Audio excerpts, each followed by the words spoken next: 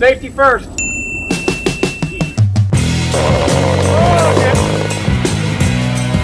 Oh no! No! Oh no! Oh no! Oh Jesus!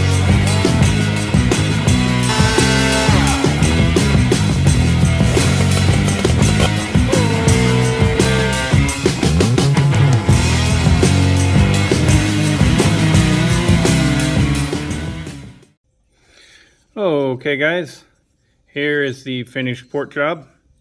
There's the exhaust. I got it all nice and buffed out. Let's do, nope, ain't got my flashlight, screw it. Anyways, it's nice, it's very nice. Nice and polished up, smooth, well, not polished, smoothed out. The intake, I did, you can see a little bit of Mickey Mouse ears up there. Yeah. I widened the exhaust port pretty significantly. And so here's the deal with it. Turns out that somebody had done a half-assed port job on it before. They didn't remove the base gasket though, which I found odd. And they really didn't do a whole lot. So the numbers stock had 038 on the squish with the base gasket. Intake was 72.6. Exhaust was 104.5, and then the transfers were 126. So even though there was clearly some kind of port work done as far as at least scratching the surface, the numbers are pretty tame. The exhaust is, I mean, it's good. There's nothing wrong with that. But then the intake, they didn't take much at all off the intake, it seems like. Unless this thing had really bad numbers stock. I'm not sure. But I was aiming for Cajun's numbers. And bam, nailed it. Which is intake opens at 80. Exhaust opens at 102. Transfers open at 120. I ended up getting the transfers at 119, 120. It's a little bit less than 120, not quite 119, you know what I mean? So so we've only got about 18 degrees of blowdown,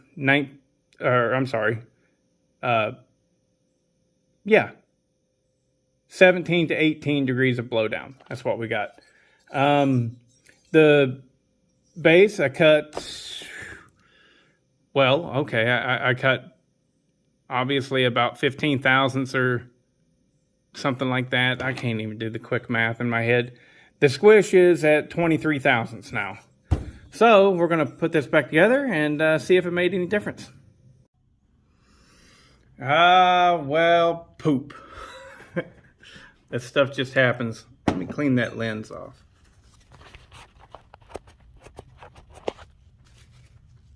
Yeah, that's better, isn't it?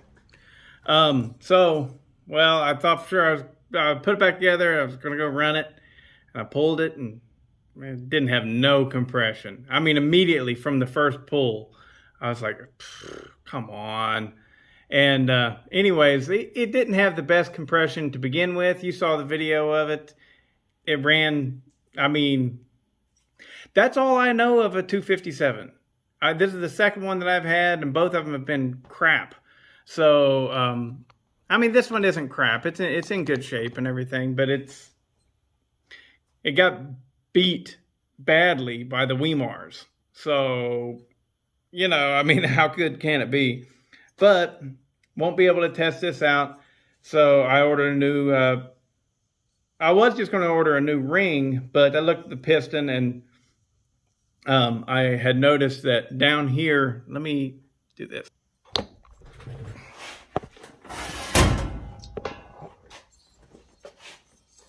Can we see? There we go. Right here. No. Is that the right? Yeah. Right here. I did have a bit of a sharp edge. Just a bit of a sharp edge right there. And it did score the piston up a little bit. Do I think that is what caused it to have no compression? Could have been. but I don't think that the piston goes all the ring. I don't know if the ring even goes that far down. It might, it could have been, but I was like, you know what? This is a good thing. This is a positive. Quick, easy fix, you know. I just took my little burr and knocked it off a little bit and ordered a piston from the Dukes.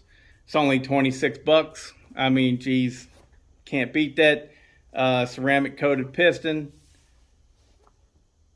26 bucks. Go ahead, slap a new piston and rings in there, and we'll call it good. But I am really excited about it. I truly am, because I don't know if I said this before or not, but this is Cajun's recipe. If you guys don't know his channel, I think it's just called Cajun now, but put in something like Cajun chainsaws, and you'll probably find him. But he just showcases the saws that he works. He's a mean guitarist too, you know, but he can really build a nice work saw, and this is his recipe for the 257, and I'm really looking forward to it running. I really thought I was going to run it today. I put it all back together. It goes back together nice and easy. Those 2 Series Huskies, I mean, it's just good. This one's even better than the 55, possibly, because it doesn't have that bulkhead that is part of, you know, like you got to put it on with the cylinder. Well, you don't have to do that, but the bulkhead is kind of stupid. Well, this one, the bulkhead is built into the top of the cover, and so that's nice.